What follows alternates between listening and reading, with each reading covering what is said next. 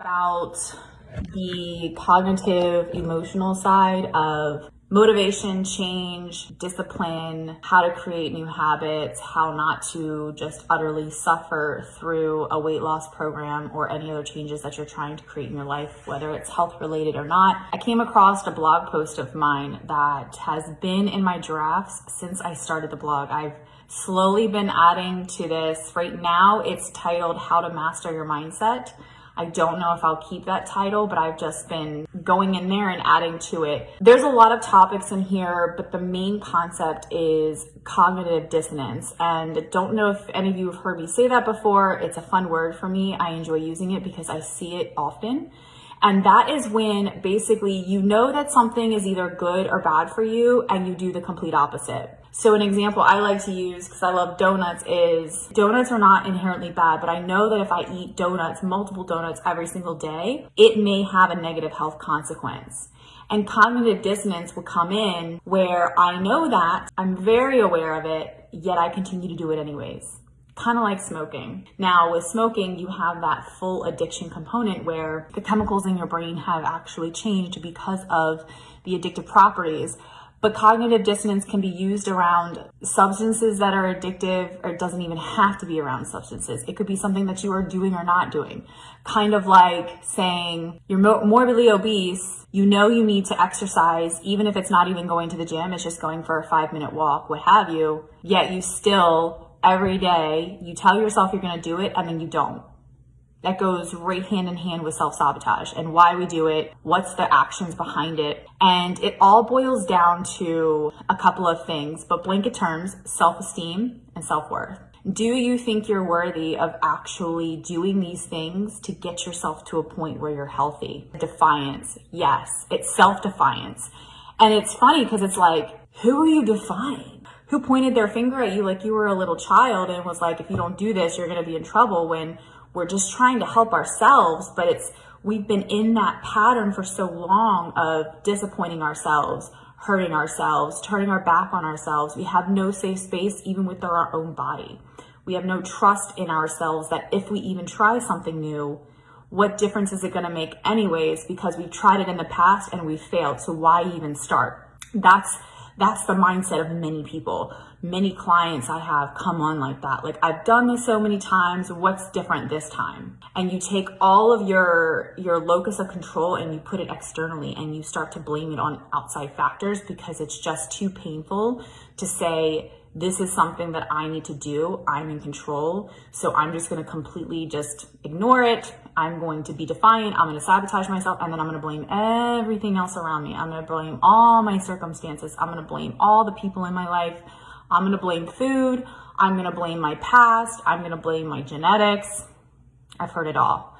Not to say that there isn't components to that. But again, ultimately, if we want to see a change, if we want to become healthy ourselves, it all boils down to us. And some of you may be offended by that, like, oh, well, you don't understand my situation. I know there's certain situations where there are impossible things that you can't get past, but it's up to you to make the best out of what you have. There's a really good example I like to use of this. Say there's two people and they're training for a marathon. One's training for a marathon because she loves running so much. She enjoys it. And so she decided to get together with a group of friends. They're going to train for a marathon and they're going to enjoy it. And then she's going to run the marathon. She doesn't really care what her time is. She just really enjoys doing these things. Versus someone else who's training for the same marathon, but her perspective is different. Her motivations are different. She's training because she's terrified of getting fat. She's terrified of gaining weight. She wakes up every day and she punishes herself by going and training for this marathon. And this marathon is like this big thing that she has to keep disappointing herself with, saying, you know, I have to train for this. And not only do I have to train for this and punish myself every single day, but I better go to that marathon and I better place. And if I don't place, that means I'm a failure. Do you see how two people can be doing the exact same thing, but their motivations are different? Who do you think sleeps better at night? Who do you think is more satisfied in their life? Who do you think is more satisfied with their body? Who do you think loves themselves more? I mean, it's an obvious answer, but something I want you guys to think about, because it all starts internally. We have our internal locus of control and we have our external locus of control. And it's a matter of which one do you have? Do you know you're in control? Or are you so terrified because you haven't been a safe space for yourself for so long that you project and deflect everything else on everyone else? I can't get healthy because my husband's overweight and he keeps feeding me chips. I can't get healthy because I can't afford it. Really, guys? If that's your reason, and I hear it all the time, I'm telling you now, it's an excuse. There are so many things you can do that are free. It costs you $0 to get up out of your chair and go for a walk. It costs you $0 if you have limited mobility or you can't physically walk. It costs you $0 to do something in your house, whether that's wall push-ups or you can do standing squats in place. There is literally so many things that you can do that are free. You can drink water, that's free. You can start going to bed on time and waking up at the same time, that's free. You can change your eating habits. People say eating healthy is expensive. No, it's not. You just haven't planned right. Yes, fresh produce and buying a ton of meat can be expensive.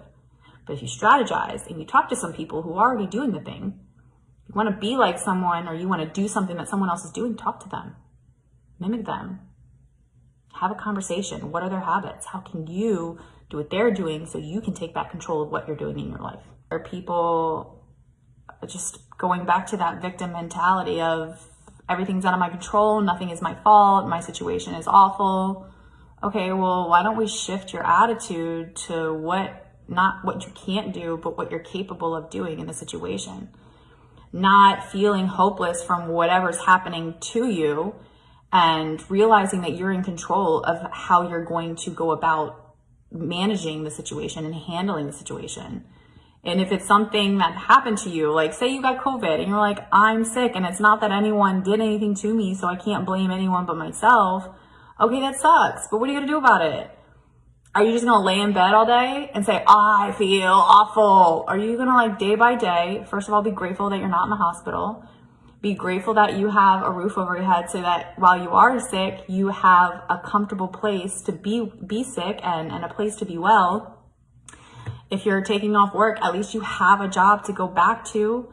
It's all perspective, guys.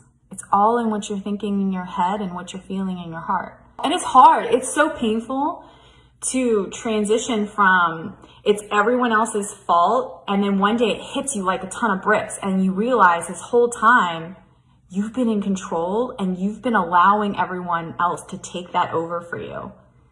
And you got to swallow your pride because at some point you're going to realize everything that's happened to you, whether it's your fault or not, you had the choice of how you were going to handle it. And a lot of people don't like to own up to their own stuff. And that's saying it lightly. That's sugarcoating it. Change doesn't happen overnight. And we live in a society of instant gratification. Just think about like 50, 60 years ago. I'm reading this book right now with my Bible study. It's phenomenal. And he was talking about like, our grandparents didn't have credit cards. If they wanted to buy a house, if they wanted to buy a car, they had to work their butts off and they had to save and save and save. And they had to be in the thick of it every single day. And sometimes, let's be honest, suffer. They had to suffer because they had this big end goal that they wanted to meet and they had to work for it. Whereas nowadays, we have become so coddled and we have it so good. We live in a first world country where if we want something, we have multiple avenues in which to get it. We can go get a credit card so we can put a down payment on a house or a car. If we need new clothes for a new job, we just go put it on the credit card. If we don't have food at home and our stove broke or our refrigerator broke, there are so many places where we can get food like that. Instant gratification. And I'll tell you right now, anything worth having will not come instantly. Because even if it did, you wouldn't have the character, you wouldn't have the discipline, and you wouldn't have the determination to keep it. That goes with weight loss. That goes with a fitness goal, gaining muscle mass, any goal. You have to be willing to be uncomfortable. And somehow through this past decade or two, it's just it's crazy how we've gotten so much better at taking care of ourselves, Yet it has spoiled us in our brains because we don't understand the concept of working hard for things. We don't understand the concept of being uncomfortable. And as soon as we are uncomfortable, we want to fix it. We want to take a pill. We want to go to the doctor and tell me what's wrong with me and fix it. Sometimes you just can't fix things. Sometimes you just gotta suck it up. You have to embrace and sit with the discomfort, with the pain of change. Our brains, our prehistoric brains that haven't evolved with the rest of our lives and our bodies, our brains are still trying to save us. And discomfort, 1,000, 2,000 years ago, discomfort meant that we were being watched, we were being chased, our lives were in danger. Discomfort like that, it doesn't mean that for us anymore. So any change, no matter what it is, even if it's just like getting a new job, it's scary. And your automatic thought, your automatic feeling is, no, I'm going to sit right here. Even if your current situation is slowly killing you, death by a million paper cuts, you'll sit there and take it because change is worse than even the most painful current situation. And it isn't until you grow a pair, excuse my language, and you say, I'm done. Like, I'm not going to do this another day. You get sick and tired of being sick and tired. That's when the change happens. When you own up to your own stuff, you say, I'm in control, and now I'm going to do something about it. You put your foot down. You grow some self-esteem, and you go for it. And sometimes you have to fake it before you make it. Sometimes you have to dive both feet in. I did that with my business. No idea what I was doing. But imperfect action is always better than perfect inaction. I live by that. We all make mistakes. We're humans. Nothing we will ever do will be perfect.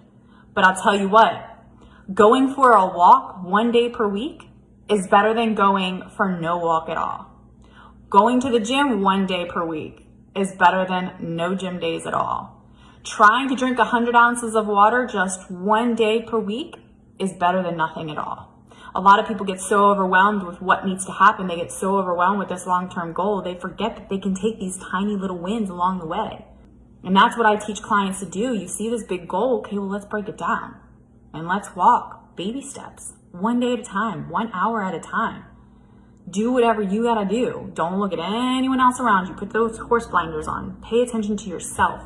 Pay attention to your journey. Pay attention to what your needs are. Because you are a unique human being and no single person in this whole entire world is the same. Instead of thinking, oh, it's my day to go walk. I told my coach I was gonna go walk. Be grateful that you can walk.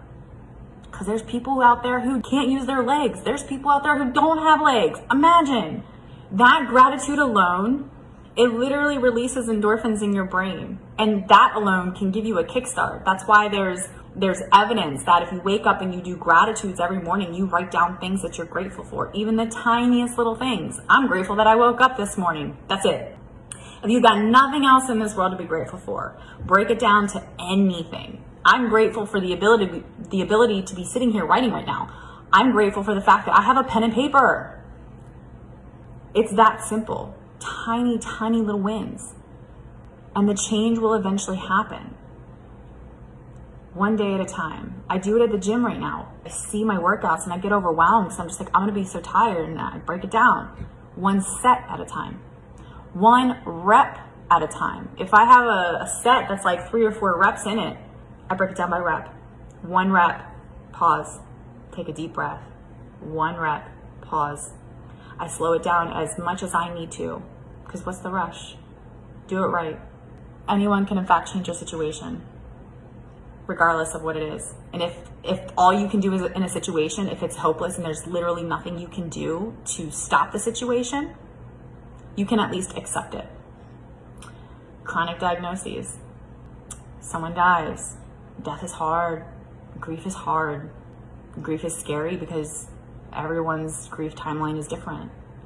But what is it serving you being absolutely miserable every day, grieving over someone? Not to say there isn't a space for grieving, because absolutely when we lose someone, it's awful. It feels like we're dying inside, especially if it's like our partners.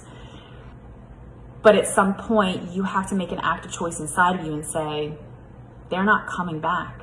So either I can sit here and literally torture myself with this pain, or I can start shifting my perspective of today's a new day. I'm on this earth. How am I going to make most of my time while I'm here? Because we all are going to die. It's coming. No one gets out of this world alive. How are you going to spend these days? Are you going to spend it doing something you love? Are you going to spend it hating yourself? Are you going to spend it working on yourself and loving yourself so that you can love on others? Our entire world is based off of this. What you see around you, what you experience, starts in here. So if you hate your surroundings right now, work on yourself. If you hate a relationship you're in, work on yourself. You'll start to see the other person in a completely different light. You'll laugh at yourself one day. You'll wake up and be like, I cannot believe I'm with this person. And you will leave them. If they're not good for you, you will leave them. Or you'll wake up, you'll realize that you need to stop being, excuse my language, an asshole, and you'll start treating your partner better. This is just a broad example. This isn't even diet stuff. But it all starts with you. Your thoughts, your changes, totally changes your surroundings. So I'm growing as a coach. I refuse to stay still. And so part of my job is to not just be a coach, not just be a boss or CEO or a leader. I wear a lot of hats, but to constantly be in pursuit of how can I do this better? How can I be more efficient? And how can I help others help themselves? And when you first start out as a coach, there's a transition from talking at people, coaching to people, saying, do this, don't do this, eat this, don't eat that, to how can I help my clients come up with the answers on their own? How can I get you to trigger change on your own? How can I get you to take that external locus of control and make that shift to internal locus control, where you realize everything you do or don't do is in your control? And so sometimes that means tough love.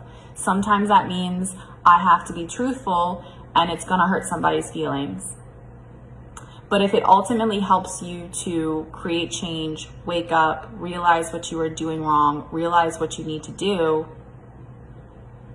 is it really such a bad thing? This is life. We go through tough situations. It's not my job to be everyone's best friend. It's my job to help you.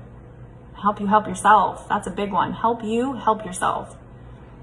And every day I will continue to work on doing this better. And it's not that I want to just yell at you, because I know a lot of my clients are watching them. It's not like I'm going to sit here and be like, oh, you're terrible, this is all your fault. You guys know I never talk to you like that. But there is a point where I have to say, look, we set this tiny little habit that you said you were 100% confident in, and you didn't show up for it.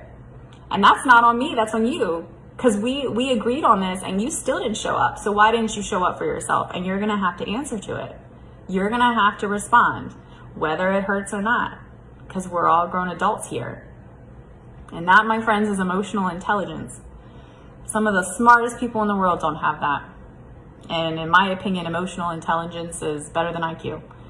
This is a really good exercise I'm grateful for. I'm done or done with. I'm in control of. And that's the beauty of having a dedicated person in your life to doing these things for you. A lot of people don't see the beauty in coaching because they think they can do it themselves. You can. But if that's the case, why haven't you done it yet? If losing weight was easy and every single person just needed the knowledge on how to do it, why is morbid obesity killing more people in this world right now? Chronic disease from morbid obesity, it's killing more people than any other thing in anything. Heart attacks, cancer, murder, car accidents, morbid obesity, and its related chronic diseases is the #1 killer in the United States. But we all know calories in versus calories out. We know that we shouldn't be eating McDonald's. We know that excess of sugar is bad. I put that lightly. Excess of anything is bad. Excess of water can kill you. We all know these things. So then tell me why we continue to do these things that hurt ourselves. It's because this has to change internally. And sometimes people get frustrated because when they're on a weight loss journey, the first couple weeks, unless you're doing an extreme diet and the companies that put you on 1,200 calories, I'm sorry, I don't support it. It's just not good for you. It destroys your body. It destroys your mind. It throws you into binge eating disorders. It's just not good, but it makes money because your first couple weeks, you'll see weight loss. Versus if you want to do the real work, the hard work, the work that most people aren't willing to do, it's going to take time. Because those first couple weeks, those first couple months, you're having to do the internal work. You're having to learn the motivations behind the whys, the why you've been doing things the way you're doing them, or why you haven't been doing them the way you know you need to do them. And if you're working with a good coach, we're going to ask you those hard questions, because this isn't just about a number on the scale. That's stupid. You can go to Octavia if you want to do that. No, I want to change your life. I care about your outside. I care about your physical appearance. I care that these things hurt you. But what I care more about is your heart. So that's my talk for today. I would love to hear you guys' thoughts. Please comment, #replay. I would love to hear what you think about all these things. If I hurt your feelings, let me know. But hey, that hurt. Did it strike a nerve? It was very uncomfortable. Did it make you angry? Did it make you sad?